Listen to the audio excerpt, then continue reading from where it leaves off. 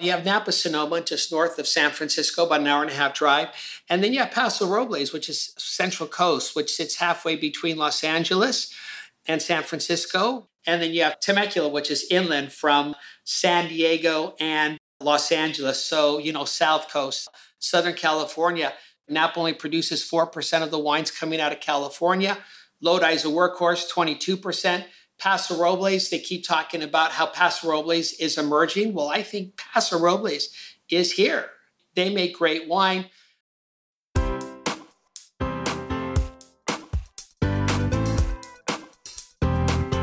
you have a thirst to learn about wine?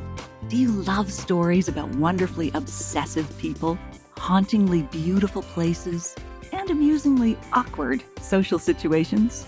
Well, that's the blend here on the Unreserved Wine Talk podcast. I'm your host, Natalie McLean, and each week I share with you unfiltered conversations with celebrities in the wine world, as well as confessions from my own tipsy journey as I write my third book on this subject. I'm so glad you're here. Now pass me that bottle, please, and let's get started. Welcome to episode 215. Are you curious about California wine, especially the differences between the various regions? What big trends have changed the California wines you drink from 5 years ago? And what would surprise you most about the Napa wine region? You'll hear those tips and stories in our chat with Chuck Cramer, host of the podcast On the Road with Mr. C.A. Wine. Now a quick update on my upcoming memoir, Wine Witch on Fire, Rising from the Ashes of Divorce, Defamation, and Drinking Too Much. As I've been traveling on this publishing journey, I've also been watching the TV show Younger. This 7-season series glamorizes the publishing industry the way Sex and the City glamorized writing a newspaper column. In both, the lead characters have a passion for writing that absolutely thrills me. Editors fight for books they believe in. Authors struggle to get the right word on the page. The shows also share the ridiculous notion that freelance writers, authors, and publishing company staff could ever afford the dazzling haute couture fashions they wear based on meager salaries and advances. A lot of people entering publishing today have the financial support of their parents or a spouse. Otherwise, living in the big cities would be unaffordable. Personally, I've already spent my advance 7 times over hiring editors to strengthen my book and lawyers to review it. Still, I love the heady excitement about books in Younger, which seems to recall the good old days of publishing. Here's a review from Ryan Moore, a beta reader from Stevens Point, Wisconsin. This memoir is excellent. I read it in 2 marathon sessions over 2 days. I was absolutely drawn into the story.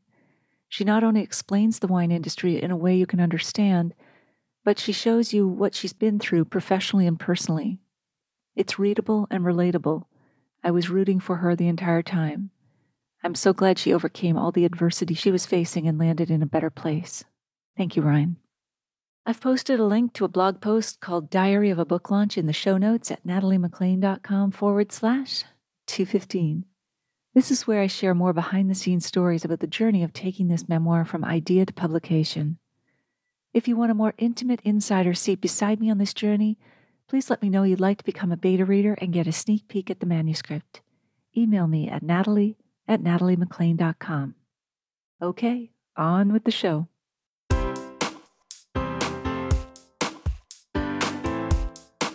Chuck Cramer is from Los Angeles, but he is now living in London, England. For the past 22 years, he's the Director of European Sales and Marketing for the Chicago-based Terlato Wines. He's also the host of the On the Road with Mr. C.A. Wine, a podcast dedicated to California wines. He plays tennis 4 times a week, which makes me tired just seeing that, hearing it. But he says he bleeds Dodger blue for his favorite baseball team, the Los Angeles Dodgers, so he remains loyal. It's so good to have you here with us, Chuck. Welcome. Thank you, Natalie. Thanks for having me on your podcast, Unreserved Wine Talk. I am super excited to be here. All right. Perfect. And I'm looking forward to being on yours eventually or in a few weeks' time. So Let's dive in. Before we get to your wine career, though, Chuck, tell me about your experience with stand-up comedy. I'm absolutely fascinated with that. What did you do? Where did you go? Or where were you performing? Well, I can't believe you brought that up. Anyways, I had an itch to scratch. Growing up in LA, when I was at USC, I was about 18 years old, and I'd been going to the Comedy Store on the Sunset Strip, the Ice House in Pasadena for years. And I just love good stand-up. And about 10 years ago, I was chatting with a buddy of mine here in London who's a compere at various comedy clubs. And I just told him about, this is like a bucket list for me. Would I ever do it? I don't know. And all of a sudden, he just gets me up on stage. Really? One night you're at a club and he just calls you up? Well, he gave me a couple of weeks to prepare some material. Okay, I had a buddy help me, but I did it about 7 times. And it was a lot of fun. Like I said, I had an itch to scratch, and it just got better with, every time I went up on stage. And I thought, by the end, I thought I was doing okay, had a decent routine, and it was a lot of fun. I'm glad I did it. Huh. So you were refining the same routine each time you got up on stage? No, it was, I didn't go through workshops. It was just throwing myself up on stage. Okay. So the first gig was at a Comedy Store in Sutton here in Surrey. And it was the first time I got up in front of 120 people. And I remember walking up on stage holding a bottle of Corona, and I was holding it so tight. I was so nervous. I thought it was going to shatter in my hands, but I made it through. I think it was like, each time it was like 8-10 minutes. Okay. So, we're not talking, Robin Williams, 50-minute sets. This was 8-10 minutes and off, but it was great. Would I do it again? Maybe, but you know what? I did it, and I could say I did it. It was fun.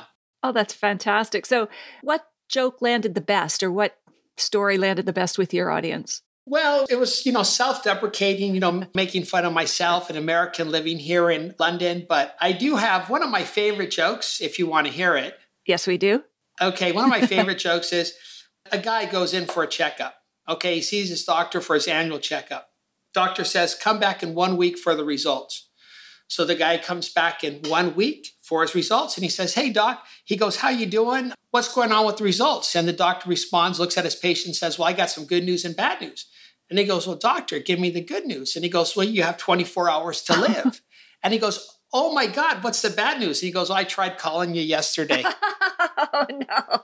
I like that. That's good. Why didn't you stick with comedy? That's pretty good.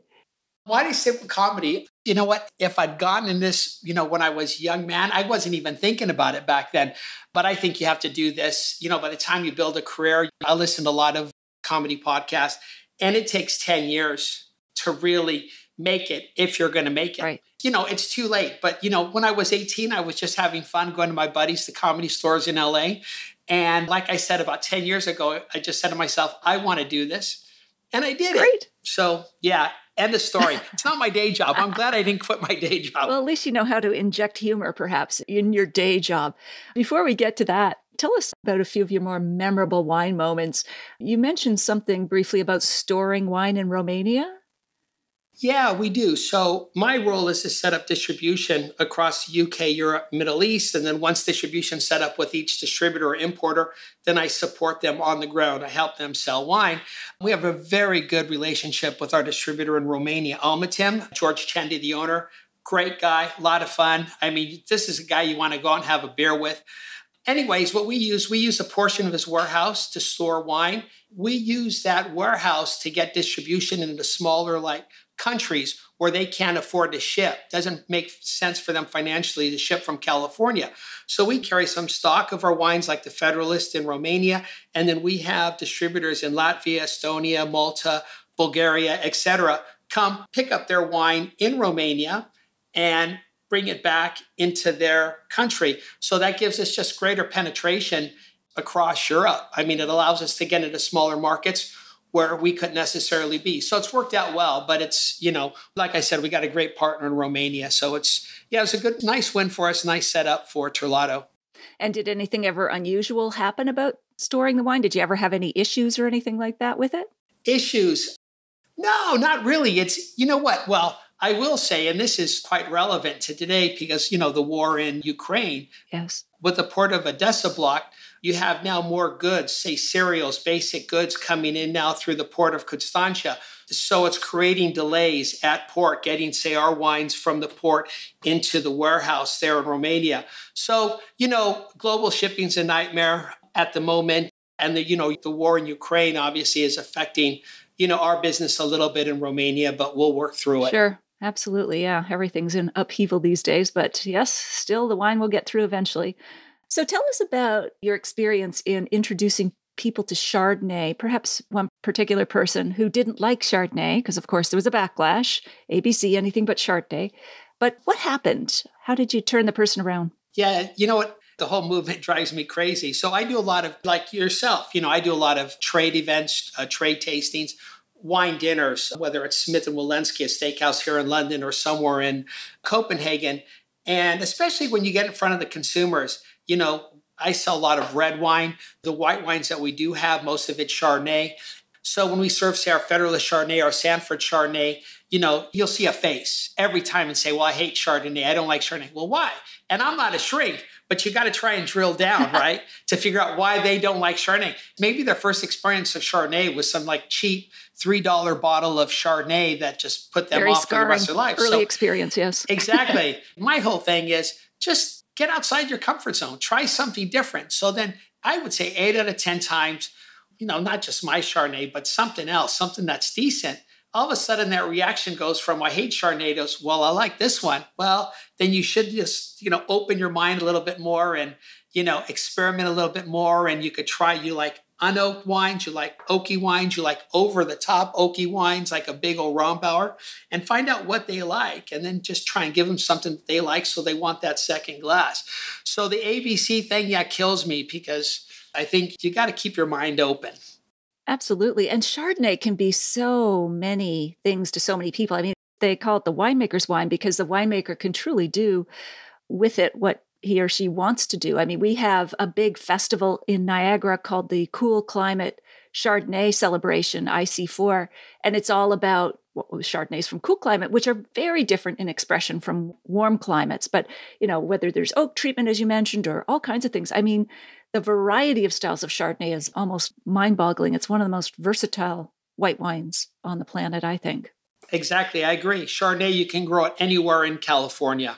Yes. That's the benchmark. Yeah, and you get all different types of styles. So before you say you don't like something, maybe try it again. Yeah, exactly. Discover those early scarring experiences, not necessarily from childhood, because hopefully you weren't drinking Chardonnay as a kid, but get rid of your biases. All right, so exactly. Let's go to your podcast. So when and why did you start your podcast, On the Road with Mr. C.A. Wine, which is a fun title? I'm having a lot of fun with it, Natalie. So episode 1, season 1, launched 2020. Had to go back and do a little research before I came on with you. And you know what? This place, living in the UK, it was for 2 years. It was really hard. We're in a series of lockdowns here, where you just felt like you were under house arrest. Yes. Bars weren't open, pubs weren't open. You know what it was Absolutely. like. Nobody could play tennis. Tennis clubs were closed. And so I never stopped working. What little business was out there, you couldn't travel. I was still trying to work. And then I thought, well, what can I do differently? What can I do that's new to challenge myself? And I had been listening to a couple of podcasts. And, you have a fantastic podcast, and there's wine podcasts out there. I didn't see one that was dedicated to just to California. You're right. So it's quite niche. And I thought, well, let's have some fun with this and see where it goes. So, it's all about, in the beginning, and it still is, all about building the profile for the wines that I work with Terlato.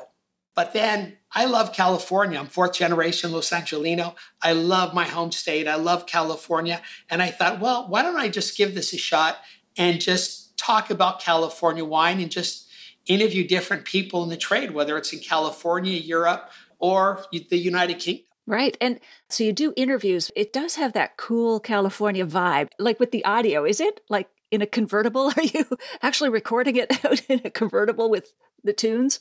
Yeah, exactly. Well, the music helps. I have this great background music, this like surf beat music. I just paid, say, $50 for the rights to this, one tune. And it works out well because I want people, if you can't go to California, you're right, it's an audio podcast, but I want them to come on the road with me. I want them to feel as though they're hopping into a convertible Mustang and driving up Pacific Coast Highway or 101. And you have this cool like surf beat music. in the background, if you think of California, the Beach Boys are from California. I mean, the Eagles, they're not a surf band, but California. Right. You got the Red Hot Chili Peppers.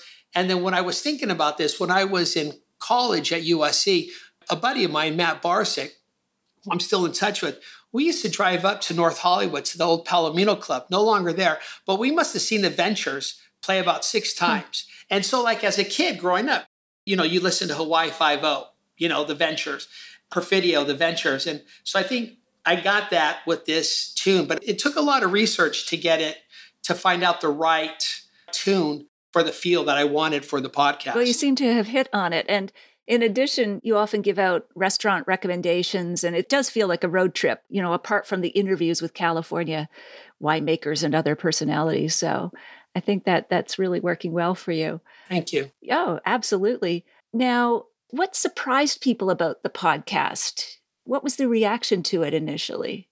Well, I think the fact that I just did it. I have family members who just thought, this is Chuck. He plays tennis. He loves to vacation on the beach somewhere. He sells wine, maybe did a little bit of stand-up. And I think I just surprised a lot of people by doing something different. I mean, this week is coming up, I think, I've done like 114 episodes or more. You might have experienced setting up. It was a steep learning curve for me. It is. Editing, sound mixing. And at first, I just felt like my brain was being like just, put through a vice. But I got through it and I got better at it. I think just doing it surprised a lot of people. It surprised a lot of people in the trade, but it helps our distributors. In the beginning, I was just talking about our wines, Terlato wines. But then I thought, well, if I keep doing this one, I'm going to run out of material. 2, I want to reach a broader market. And you know what? Occasionally it leads to new listings. And I've actually had a few people call me up and ask me if they want to be on the podcast. So as long as we can talk about California wine, right? Sure, let's do it. Like restaurant owners, that type of thing in terms of who wants to be? Yeah, restaurant owners, sommeliers, and actually a couple winemakers reach out, winemakers especially who want maybe distribution outside of the US. So yeah, I'm more than happy to talk about their wines, promote their wines. I can't physically help sell it because I've got a day job. I would say like you, I mean, it's just open doors. I mean, I'm talking to people. I would have never had a chance to speak to. And I think this is what surprised me the most, So getting to chat with new people, it's great. It is. It's like a calling card that just, as you say, opens doors. It's allowed me to approach people I never would have without the podcast. Even I think it would be a tougher ask, even just writing an article. But there's something about podcasts. I mean, they are trendy, but people realize the power of the medium. I think it's so intimate. People can do it while they're multitasking on something else. And they just realize there's a reach. And then there's your backlog. People will go back, discover you this week, and then listen back if they like it, to right back to the beginning. So whereas, videos say, or audio content on social media seems to disappear, if you don't catch it that first day when it's posted. So I find there's a huge value in podcasts. Yeah, exactly. Yeah. So tell us more about California wine in general. How many wineries are there? How much do they produce? I mean, just maybe some basic stats. I mean, there's over 4,500 wineries. Most of the wine that's produced in California is enjoyed back home, domestic market. Okay. I mean, we probably into Europe, say EMEA, Europe and Middle East. I now have to say UK in addition to Europe because of Brexit. UK is no longer part of the European Union. So, there's about, say, 1.6 million cases of wine from California coming into Europe. I think, the UK probably drinks or imports 40 to 45% of that. Okay. So it's a nice, healthy market. And I think it's, you have, like I said, we could drink everything we produce. I think it's just, working with and finding those winery owners who really want to share their wines with consumers outside of the US. Canada's a big market for us, Europe, Asia. It's fun, and it's more than just window dressing. Sure, it's nice to get your wines listed in some Michelin star restaurants, but once you get them over here and you start seeding the product and getting distribution, it just expands. But this isn't a 2, 5, or 10-year product. The late Jim Clendenin, unfortunately, he just passed last year, but he spent over 30 years building up his business, ABC à Bon Climat, in the UK market. And his wines are everywhere now. So that's a great legacy, but you can't dive in and, you got to be patient to be successful if you're going to export. Yeah. And that's just smart business. I mean, I once interviewed Aubert de Villaine from Domaine Romani Conti, and there are probably 10 buyers for every single bottle he produces, one of the world's best Burgundies. But he doesn't just sell to who wants it. He makes sure there's allocation from 4 different countries because it's his legacy. He wants the wine enjoyed globally. But also, you never want to literally put all your eggs in one basket, like one country. Like you want to diversify, make sure you're building new markets so that you always, if something, God forbid, happens like Ukraine, you're not dependent on that market. You've got a variety of markets already developed. So it just makes good sense, business sense at least. Yes, it does. Yeah. So what's changed in the last 5 years in California that you've noticed? What trends are emerging?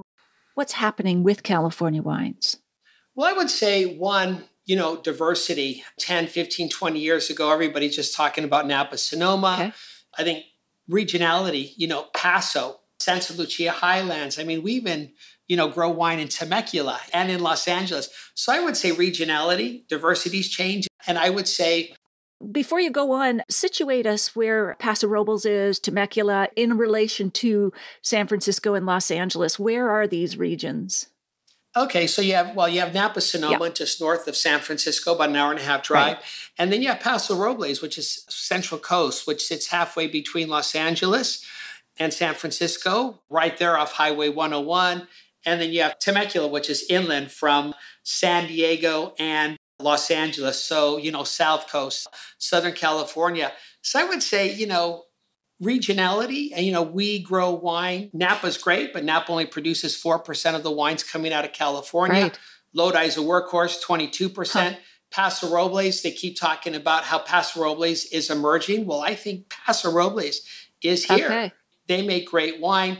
What percentage do they produce? Do you know roughly? Good question. I know Napa's about 4, Sonoma's about 7. My guess Paso's probably like in that 10, 12% range. That's my guess, but don't hold me to it. Sure. No, that sounds reasonable. Yeah. And then I think the other thing too is what I notice is, selling wine in the U.S. is still points led. Yes. I think winemakers, I'm not saying all winemakers have done this, but I think more and more winemakers now, especially since Parker's taken a back seat, more and more winemakers, instead of chasing those points, they're making wines that they want to make that the vineyard's going to give them. Yes.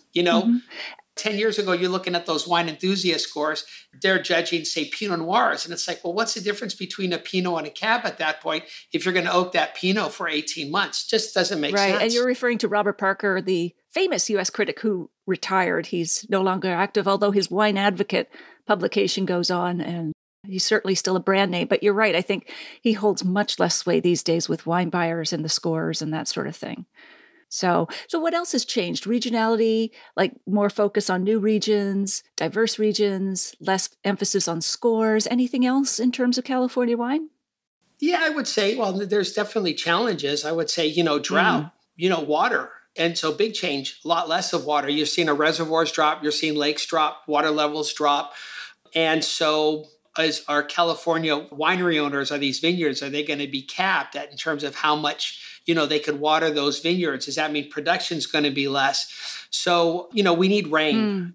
We need a lot of rain. So I think that's changed a lot. I think it's forced winemakers' hands to change in terms of, global warming, less water, global warming as it gets hotter. Do you need to plant now more heat-resistant grape varieties? Right. For that region? Is Pinot going to survive, say high up in Napa? So there's a lot of consequences, after effects, that less water, a global warming have had an impact on the California wine industry. I think California wine industry is going to, persevere. There's a lot of smart people in California. You just have to adapt. Less rain leads to more fires. Yes, it's just a vicious wildfires. cycle. Yeah, it's a vicious cycle right now. We need to get out of it. Well, yeah, I do believe, though, in the smarts of California. You've got Silicon Valley there. You've got all this tech and smarts and Stanford. And then there's the UC Davis, the University of Davis. Yes. Famous enology program. I'm sure they'll come up with something. My God, I hope so.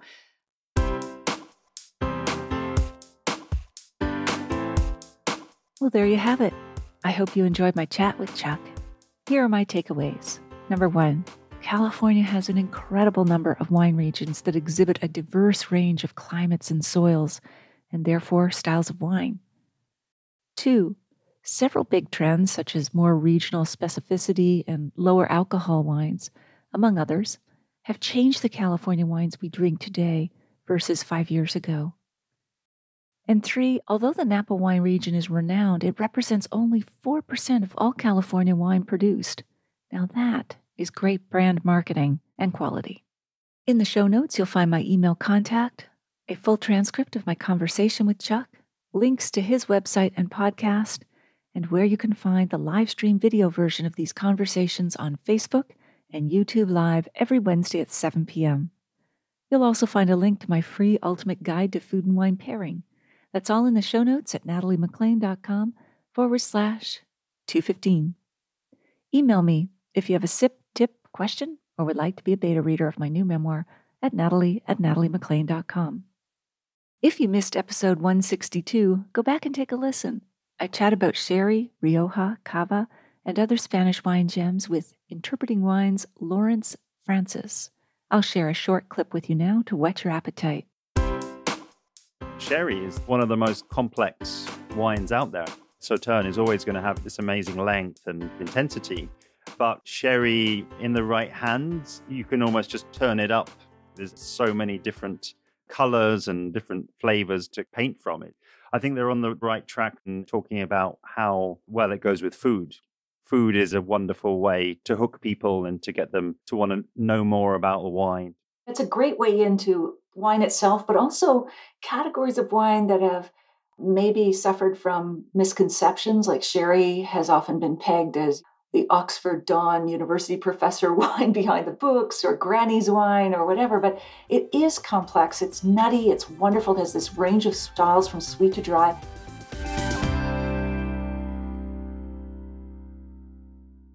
If you liked this episode, please email or tell one friend about it this week, especially someone you know who'd be interested in the wines, tips, and stories we shared. You won't want to miss next week when we continue our chat with Chuck Cramer. Thank you for taking the time to join me here. I hope something great is in your glass this week. Perhaps a California wine from a lesser-known region.